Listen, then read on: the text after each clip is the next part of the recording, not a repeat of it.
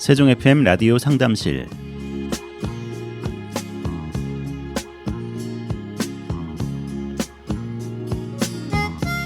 새해 복 많이 받으세요. 세종 FM 라디오 상담실 김보성 인사드립니다. 우리 청취자 여러분은 새해를 어떤 계획과 포부로 시작하셨는지 궁금합니다. 목표를 달성하려면 어떻게 계획을 세우고 실행해야 하는지 피터 드러커의 이론을 최근에 읽었는데요. 잘 들어보시고 올해 목표 달성을 위해 꼭 참고하시면 좋을 것 같습니다. 첫 번째, 숫자로 나타날 수 있는 구체적인 목표를 세우라. 두 번째, 월별, 분기별로 측정해 분석하고 전략을 수정 보완하라. 셋째, 행동 지향적으로 살라. 네 번째, 실행 가능한 목표를 설정하되 약간의 부담을 느낄 정도의 목표를 세우라. 다섯 번째, 데드라인, 시간의 한계를 정하라. 네, 어떠신가요?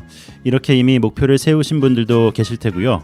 아직 목표 설정이 생각보다 분명하지 못했던 분들도 있으실 텐데요.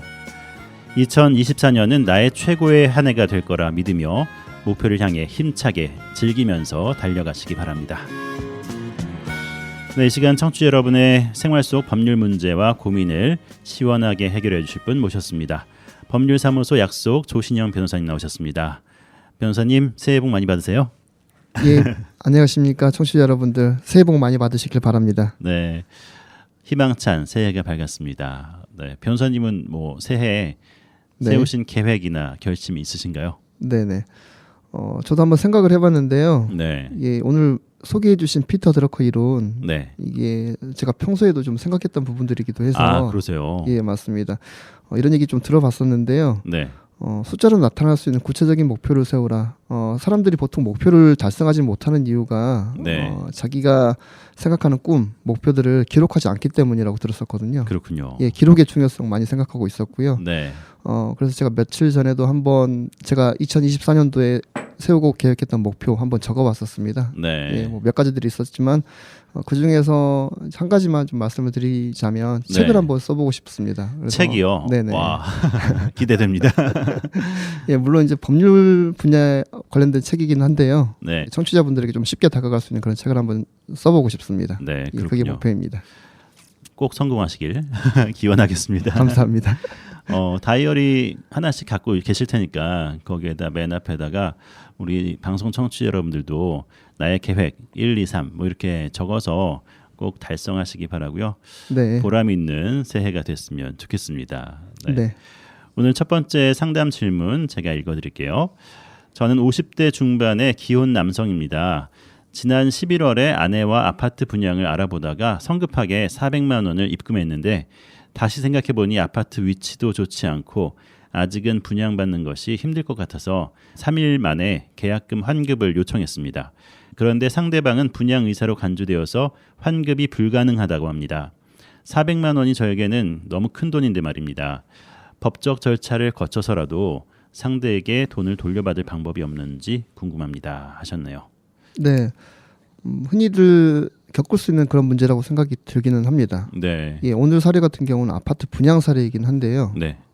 아파트 분양 이외에도 뭐 공인중개사를 통해서 계약을 하실 때 아파트를 매매하신다거나 전세 계약 체결하신다거나 네. 할 때 흔히들 이런 방식으로 계약을 좀 체결하시는 경우가 있는 것 같습니다. 네. 일종의 가계약금이라고 하죠. 가계약금. 네네. 네.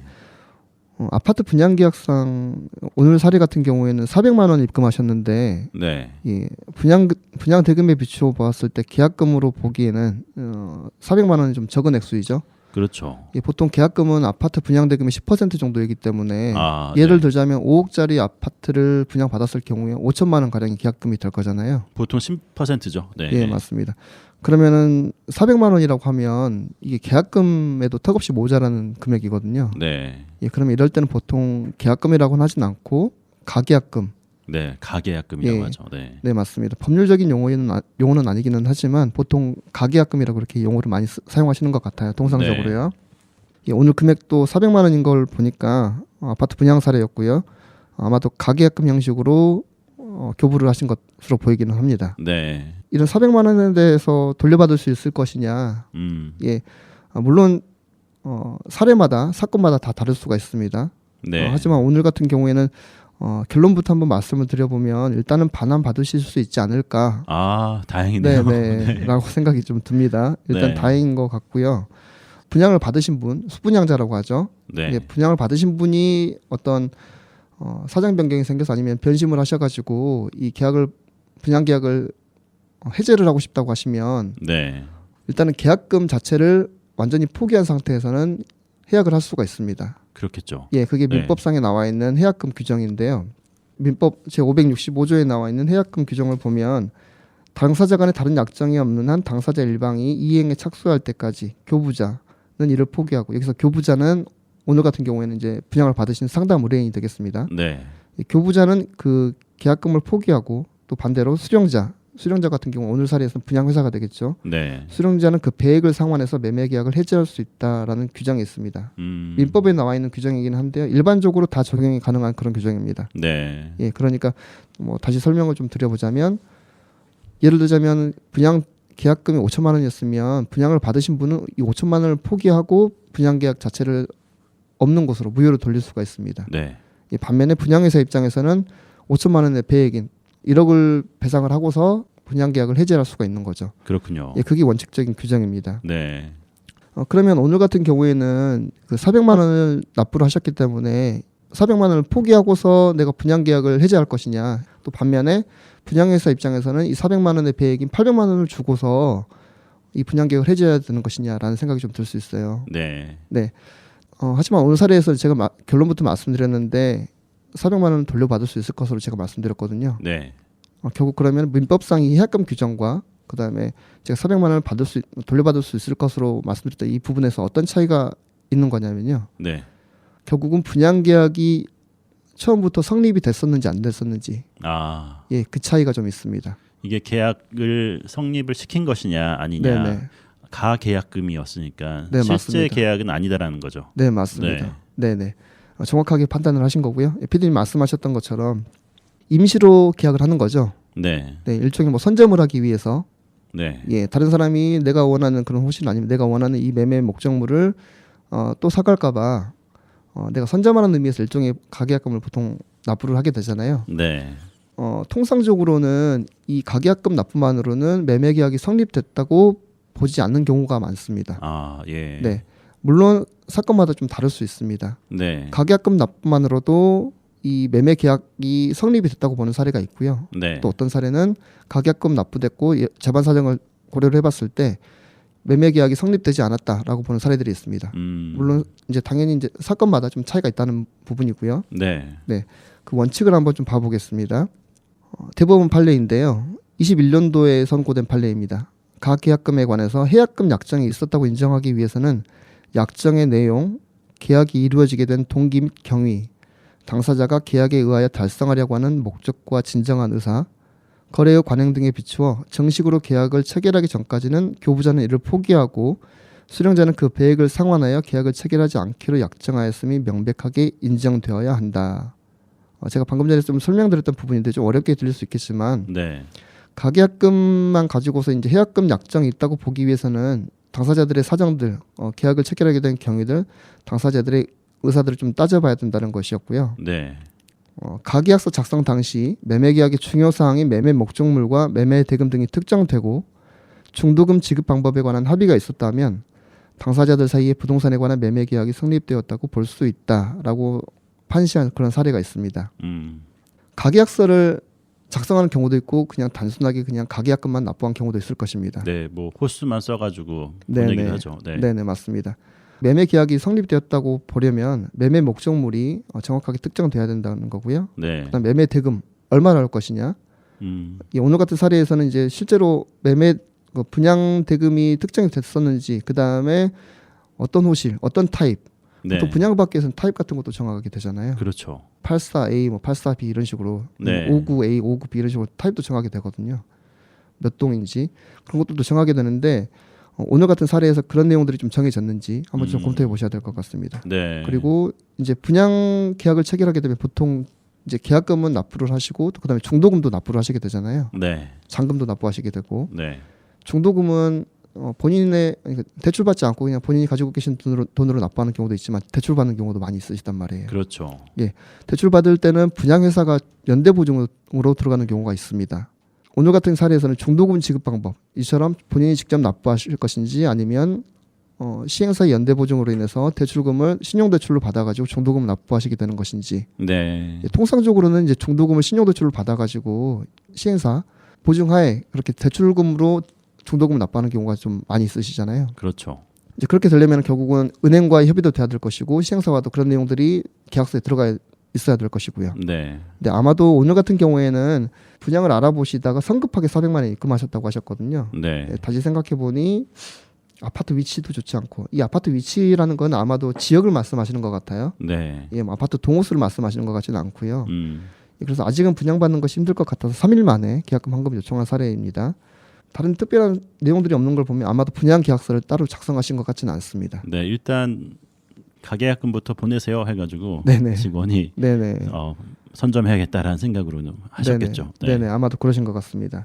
그러면 이런 경우에는 대법원 판례에 따르면 매매 계약 자체가 성립되지는 않은 걸로 그렇게 볼 여지가 있습니다. 네. 매매 계약이 성립되지 않으면 결국은 내가 줬던 이 돈 자체는 상대방한테 부당이득으로 청구할 수 있는 것이거든요. 왜냐하면 네. 계약이 유효하게 되면 분양 계약이 유효하게 된 것에 따라서 매수인 수분양자 입장에서는 분양 대금을 납부를 해야 되잖아요. 그렇죠. 반면에 분양회사 입장에서는 등기를 줘야 되는 거고요. 이 상호간의 의무가 발생하는 것은 계약이 유효할 때인 거거든요. 네. 네, 계약이 유효하지 않으면 매매 대금을 줄 필요가 없습니다. 그렇기 때문에 내가 줬던 이 가계약금 자체는 부당이득으로 반환 청구를 할 수가 있는 것이죠. 네.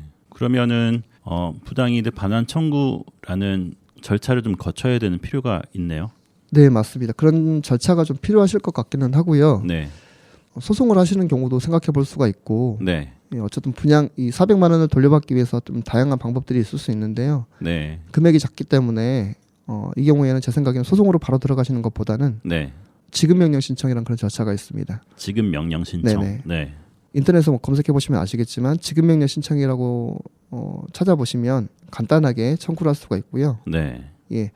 만약에 이제 지급 명령 신청에 대해서 상대방이 이의를 제기를 하면 네. 소송 절차로 넘어가게 되기는 합니다. 그렇군요. 당사자분들께서 직접 이제 민사소송하기는 사실은 쉽지가 않으시잖아요. 그렇죠. 이거는 민사소송은 제 경험상 변호사를 선임하시는 게 좋습니다. 네. 금액이 크건 작건 사건이 쉽지가 않고 그리고 사건을 진행하는 방법, 입증하는 방법들을 당사자분들께서 이제 잘 알기가 힘드시기 때문에 보통은 이제 변호사 선임하시는 게 당연히 유리한 거고요. 선임하실 여력이 안 되신다거나 아니면 선임할 만한 그런 크기의 사건이 아니라고 판단이 되시면 네. 변호사 사무실 가셔서 방문하셔서 상담을 받아보시고 진행하시기를 권유를 해드리겠습니다. 네.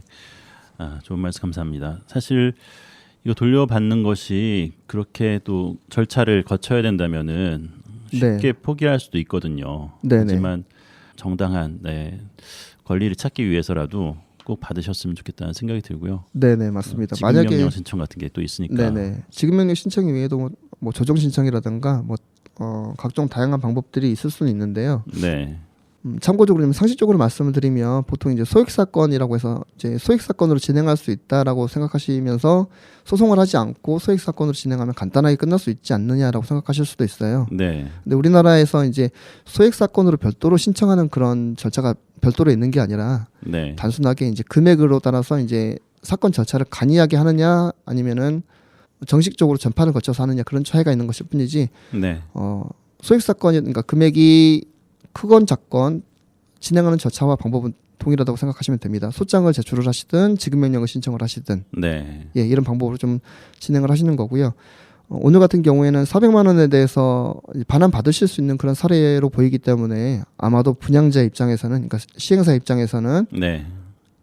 이거를 본인들이 굳이 소송으로 가봤자 이제 본인들이 득이 될 게 없다고 판단을 할 것 같습니다. 네. 그러면은 이제 뭐 소송 절차 들어가기 전에 어떤 서면으로 반환을 청구를 한다거나 네. 보통 내용 증명을 보내기도 하시죠.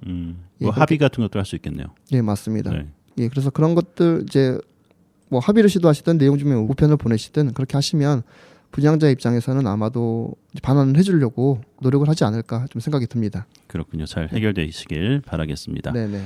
네, 아파트 분양 가계약금에 대해서 돌려받는 것에 대해서 이야기 나누는데요. 잠시 후에 전하는 말씀 듣고 나서 두 번째 질문으로 넘어가겠습니다. 지금 여러분은 김보성 아나운서가 진행하는 98.9MHz 세종 FM 라디오 상담실을 듣고 계십니다. 저는 세종 FM 어린이 합창단 유연우입니다. 지금 바로 라디오 상담실로 질문 보내주세요.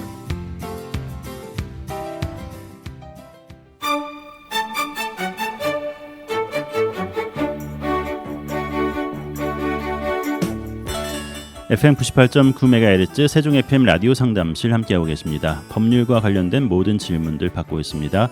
세종 FM 홈페이지 sfm.kr 프로그램 참여 게시판에 글 남겨주시거나 세종 FM 유튜브 채널 찾아오셔서 세종 FM 라디오 상담실 다시 듣기 영상에 댓글 남겨주셔도 되겠습니다. 여러분의 참여 기다립니다. 네, 이 시간 법률사무소 약속 조신영 변호사님과 함께하고 있습니다. 변호사님, 다음 질문 제가 읽어드릴게요. 네. 퇴사 후에 발생한 전산상 실수로 인한 회사 손해를 배상해야 하는지 문의드립니다라고 질문 보내셨는데요. 저는 온라인으로 상품을 판매하는 업체에서 일하다가 2달 전에 퇴사했습니다. 그런데 퇴사한 이후에 제가 신청했던 온라인 스토어에 상품 판매 이벤트가 선정되어서 판매가 이루어지게 됐습니다. 계획대로라면 원래 가격에서 10% 정도 할인된 가격으로 상품을 판매해야 하는데 전산 실수로 50% 할인된 가격으로 판매가 시작돼서 회사에서는 500만 원 정도의 손해를 보게 됐다고 저에게 전액 배상하라고 합니다. 퇴사한 이후 선정된 결과를 토대로 판매가 시작되었는데 주문건을 처음 접수했을 때 결제 금액을 보고 바로 실수를 찾았다면 손해액이 줄었을 텐데요. 확인 없이 그대로 판매해놓고 이제 와서 저에게 전액을 부담하라는 것이 어이가 없습니다. 이런 경우에 제가 정말 손해액을 전액 부담해야 하는 건지 궁금합니다. 손해를 입힌 것은 사실이지만 전액 배상은 너무 억울합니다라고 글 남기셨습니다. 어떤가요? 이번 사례 상당히 좀 곤란한 상황에 처해 계신 것 같습니다. 네, 시차가 있고 맞아요. 시차가 있는 상태에서 판매가 돼가서 예, 네. 네네. 퇴사한 지 2달이 지나셨거든요. 네네. 예, 그 퇴사 전에 하셨던 업무가 이제 일단 이벤트는 당첨이 되셨어요. 네. 선정이 되셨습니다. 뭐 당연히 회사 입장에서는 좋으신 사례였을 것 같습니다. 그렇죠. 예. 그런데 전산상 실수로 50% 할인된 가격으로 판매가 됐다. 이제 이 부분이 좀 궁금하기는 합니다. 네. 전산상 실수라고 표현을 하셨는데 이게 오늘 의뢰를 주신 상담자께서 실수를 하신 것인지 네. 아니면 어떤 기계적인 프로그램적인 실수나 뭐 오작동이 있었던 것인지 아무래도 실수를 인정하시는 거 보니까 본인이 실수한 것 같은 생각이 드네요. 좀 네. 그런 생각이 들기는 합니다. 네. 예, 이러한 상황에서 손해를 입힌 사실은 있지만이라고 먼저 인정을 하셨고 전액 네. 배상해야 하는지가 억울하다라고 말씀하셨어요. 지금 의뢰인께서 이렇게 적어주시긴 하셨는데 이제 사실은 손해를 입힌 사실이 있다라고 단정짓고 인정하시는 것 자체가 좀 주의가 필요한 부분입니다. 아, 이렇게 바로 이야기하면 아닐 수도 있으니까. 예, 맞습니다. 예, 오늘 사례에서도 보면 요모조모 따져보면 네. 이 근로자이시죠. 의뢰를 해주신 분께서 직접 진짜로 손해를 끼친 게 맞는지 네. 좀 검토가 필요한 것 같거든요. 또 관리자도 있었을 거 아니에요. 맞습니다. 그렇죠. 네. 네네. 그리고 2달 전에 이미 퇴사한 상황이었고 퇴사 이후에 이게 네. 이 프로젝트가 진행이 된 걸로 보이거든요. 이벤트가요. 그러니까요. 네, 회사 차원에서도 방지해야 될 의무가 있는 거죠. 그러면 이제 결국은 이 손해배상 책임을 따지기 위해서는 누구의 기착 사유, 그러니까 누가 잘못한 것에 따라서 인과관계가 펼쳐질 것인지 네. 그걸 따져봐야 되는 것이거든요. 네. 네, 그래서 이제 제가 초반부에 상담 주신 의뢰인 분께서 단정짓고서 이제 본인이 손해를 입힌 것은 사실이다라고 하실 필요는 일단은 없다는 말씀이고요. 네. 예.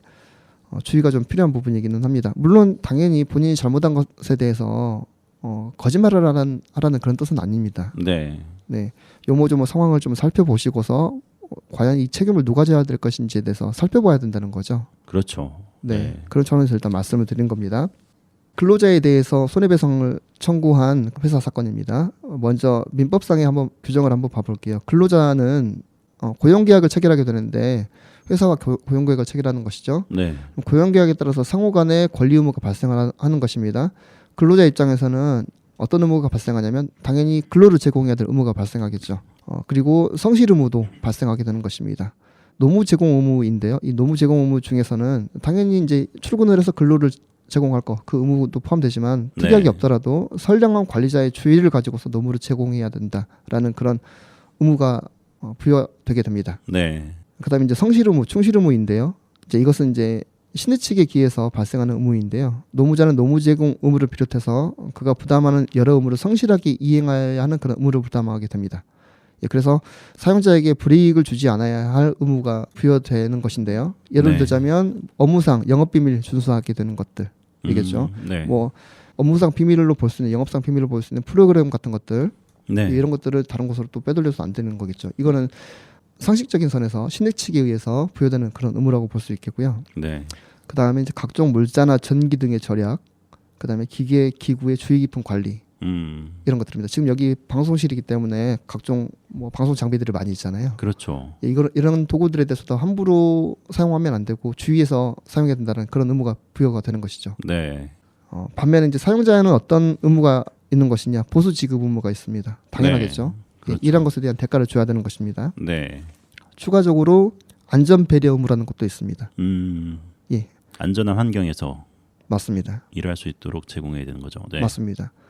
일종의 쾌적한 환경이 주어지면 당연히 일의 능률과 효율이 올라가는 거겠죠. 그렇죠. 예, 그런 차원에서 생각해 볼 수 있는 것이고, 예를 들자면 공기가 너무 탁하다거나 네. 아니면 겨울인데 너무 추워가지고 난방이 안 돼서 너무 추워서 일을 할 수 없다거나 네. 또 그로 인해서 또 근로자들이 실제로 감기도 걸리고 아프다거나 네. 그렇게 되면 안 되는 거잖아요. 그렇죠. 상식적인 선이긴 하지만 이런 차원에서도 사용자가 회사가 안전 배려 의무라는 걸 부담하게 된다는 것입니다. 네. 근로자의 생명, 신체, 건강의 안전을 배려할 의무를 부담하는 것입니다. 네.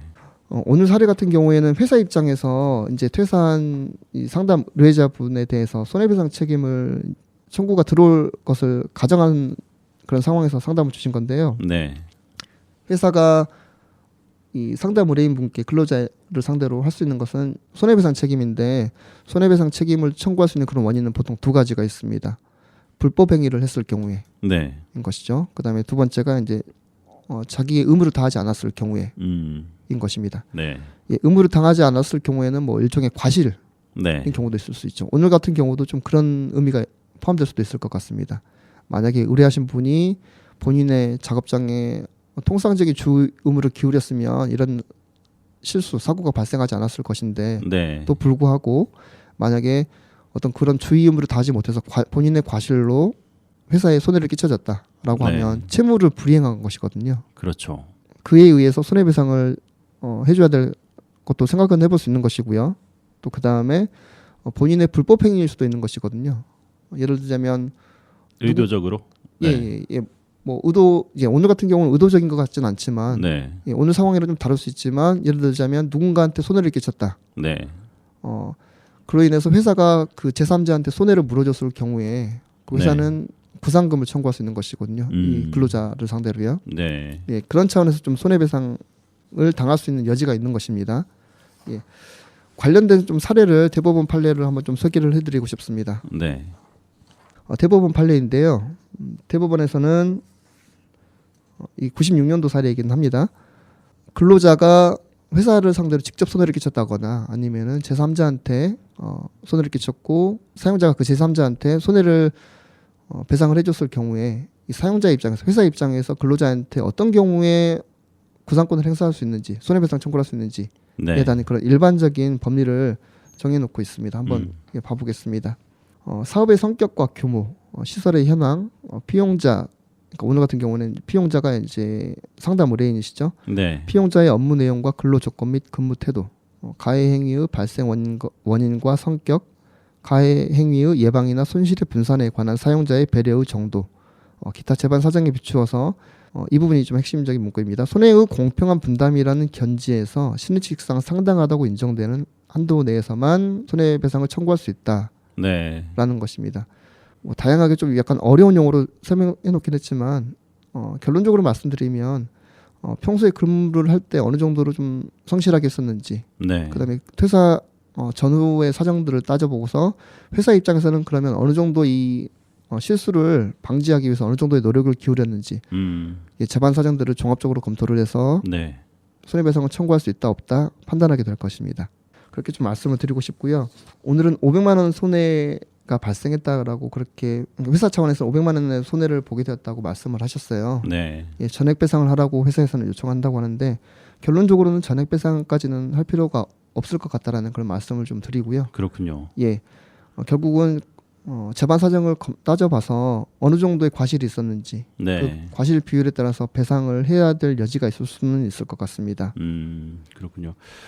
근로자가 일했던 그 급여라든지 뭐 이런 크기 그런 액수와는 상관없이 엄청나게 또 큰 잘못을 저지를 수가 있잖아요. 네네. 그런 경우도 어떻게 보면 전후 사정을 좀 따져보는 것도 필요하고 네네. 너무 과다하게 회사가 배상을 요청하진 못하도록 네네. 돼 있는 법인 것 같다는 생각이 들어서요. 네, 맞습니다. 네.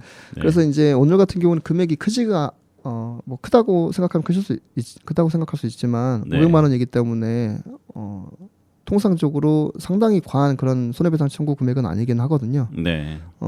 그렇기 때문에 마찬가지로 회사 입장에서도 아마 고민을 할 것입니다. 이것을 이 손해배상금을 이제 의뢰인한테 받기 위해서 소송까지 갈 것이냐 말 것이냐 고민되는 상황이긴 하거든요. 왜냐하면 각종 비용이 더 많이 들 수가 있잖아요. 그렇죠. 그리고 회사 입장에서는 결국은 이 근로자의 어떤 실수나 과실이나 의무 불이행으로 인해서 손해가 발생했다라는 것을 회사가 입증을 해야 되거든요. 네. 사실 입증하기는 쉽지가 않습니다. 아, 그래요. 네, 맞습니다. 결국은 이 근로자가 어떤 부분에서 실수를 했는지, 만약에 불법행위였다면 어떤 인과관계가 있는지 이런 부분에 대해서 회사가 입증을 해야 되기 때문에 사실은 회사 입장에서도 법적으로만 진행하기에는 쉽지는 않은 그런 상황이 있을 것입니다. 회사 입장에서도 청구를 하기가 쉽지가 않다라는 사정을 좀 착안하셔서 네. 회사와 좀 잘 협의를 해보셨으면 좋겠습니다. 그렇군요. 만약에 합의가 이루어진다면은 합의에 대한 내용을 또 담은 합의서 이런 네네. 게 또 필요하겠죠. 예, 맞습니다. 네. 이 합의서는 당연히 종이로 된 그런 서면으로 작성하시는 게 좋고요. 네네. 보통은 이제 향후에 어떠한 내용으로 합의가 됐었고 이 합의된 원인은 어떤 것이었고 네. 그다음 향후에는 상호간에 뭐 민사상, 형사상 이의를 제기지 않겠다. 뭐 어떤 법적인 권리를 포기하겠다. 이런 내용들이 들어가면 좋습니다. 그렇군요. 네, 오늘도 유용한 법률 정보 말씀해 주셔서 감사합니다. 지금까지 법률사무소 약속 조신영 변호사님과 함께했습니다. 변호사님 그럼 다음 주에 다시 뵙겠습니다. 예, 다음 주에 뵙겠습니다. 감사합니다.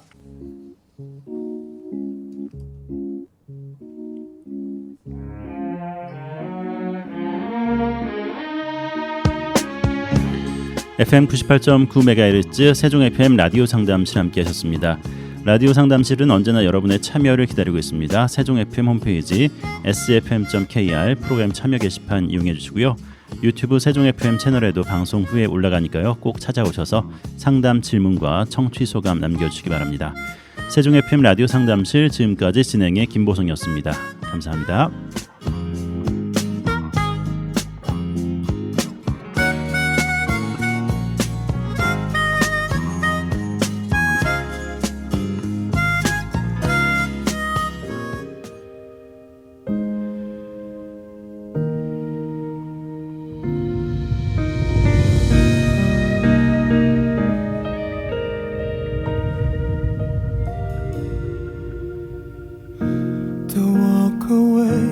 I'm falling down. Don't walk away.